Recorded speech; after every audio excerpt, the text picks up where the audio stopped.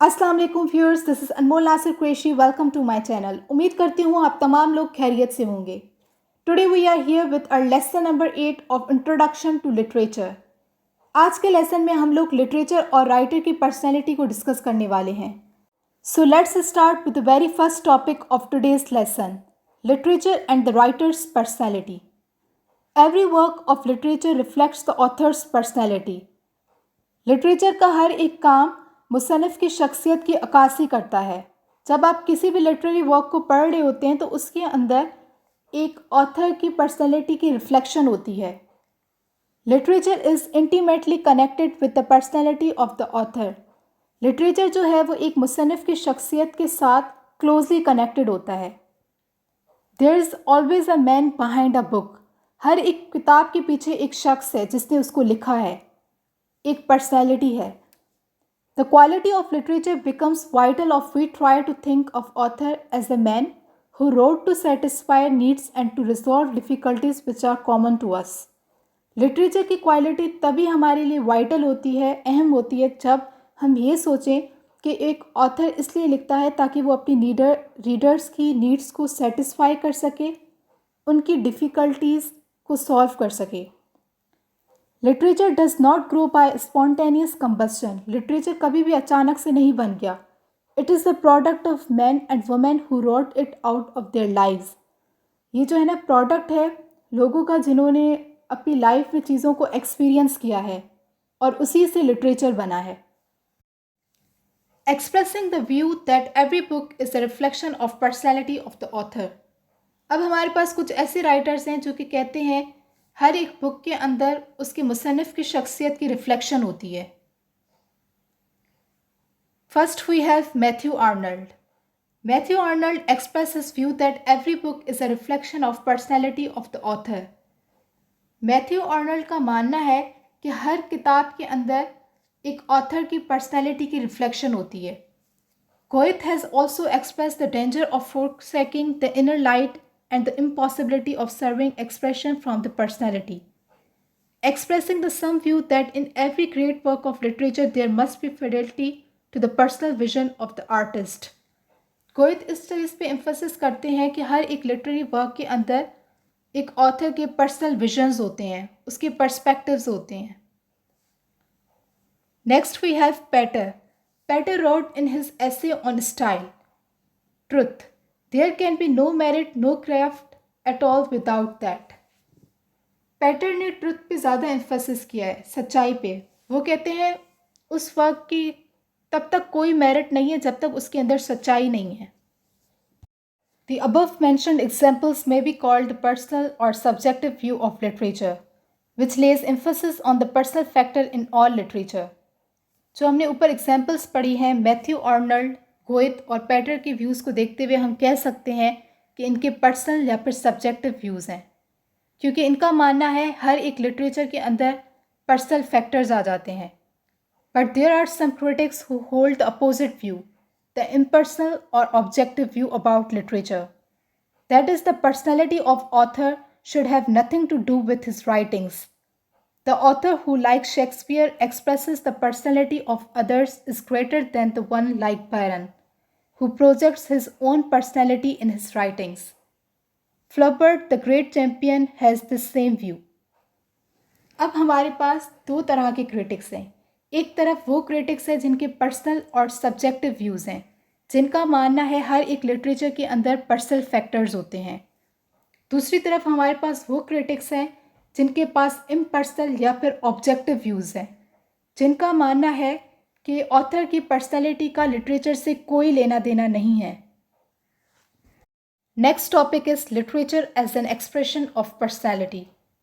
Literature is a vital record of what man have seen in life, what they have experienced for it, what they have thought and felt about those aspects of it which have the most immediate and enduring interest for all of अस।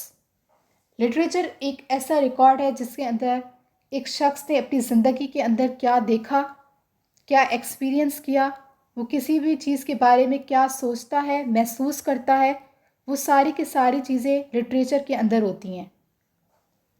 और ये literature जो है अपने readers के अंदर interest पैदा करता है और उनके ऊपर फौरी असर डालता है। It is thus fundamentally N expression of life through a medium of language. तो इससे हम ये कह सकते हैं कि लिटरेचर के अंदर लाइफ का ही एक्सप्रेशन होता है जो कि लैंग्वेज के थ्रू बयान किया जाता है। Literature is always considered as the reflection of the artist's mood, not the representation of objective fact. Literature को हमें इस तरह से कंसीडर करना चाहिए कि उसके अंदर एक ऑथर का मूड होता है, ना कि सिर्फ फैक्ट्स होते हैं। Now let's discuss the very last topic of today's lesson. Literature shapes the personality of the author. A writer can never be disassociated from his personality because his works are not isolated productions forming aggregate, unconnected thoughts. कभी भी writer को उसकी personality के साथ अलग नहीं किया जा सकता। जब एक राइटर लिखने बैठता है तो उसकी पर्सनैलिटी के कुछ फैक्टर्स उसकी राइटिंग्स में चले जाते हैं। इसीलिए राइटर और इसकी पर्सनैलिटी को कभी भी सेपरेट नहीं किया जा सकता। Literature gives us insight and understanding into human nature and human condition, helping us understand ourselves, while at the same time it transports us to the different world by stimulating our imagination and creativity. Literature हमें understanding देता है, perception देता है human nature का, human conditions का, और literature हमें help करता है कि हम अपने आप को समझ सकें और उसी टाइम हमें वो किसी भी इमेजिनेशन में लेके जा सकता है। हमारी क्रिएटिविटी, हमारी इमेजिनेशन को बूस्टअप करता है। According to HUDSON, HUDSON says that a great book is born of brain and heart of its author. He has put himself in his pages. They partake of his life and are distinct with his individuality. Therefore, it is essential to know the author in order to understand a work of art. HUDSON का मानना ये है कि जितनी भी बड़ी बड़ी किताबें हैं उसके अंदर एक ऑथर का ब्रेन और हार्ट होता है। ठीक है, इसका मतलब ये कि उन बुक्स के अंदर ऑथर की पर्सनैलिटी के बारे में होता है, उनके पर्सनल फैक्टर्स होते हैं। ऑथर अपनी राइटिंग्स के अंदर अपने आप को रिफ्लेक्ट कर रहा होता है। इसीलिए ये ज़रूरी है कि किसी भी वर्क को समझने के लिए ऑथर को समझा जाए। We can not understand any piece of literature unless we understand and know the author first. इसीलिए हम किसी भी लिटरेचर को समझ नहीं सकते जब तक हम ऑथर को ना समझ लें। HUDSON suggests us to establish a personal contact with the author as a personal experience is the basis of all real literature. HUDSON कहता है कि रीडर को चाहिए कि वो ऑथर के साथ एक पर्सनल कनेक्शन बना ले, क्योंकि पर्सनल एक्सपीरियंसेस ही होते हैं जो कि लिटरेचर को बनाते हैं। HUDSON remembers famous quote of Milton, "A good book is the precious lifeblood of a master spirit embalmed and a treasure upon the purpose of a life beyond life." Thus, literature is an expression of life, but it is essential for all to understand the life of the writer first, as literature is lifeblood of the author.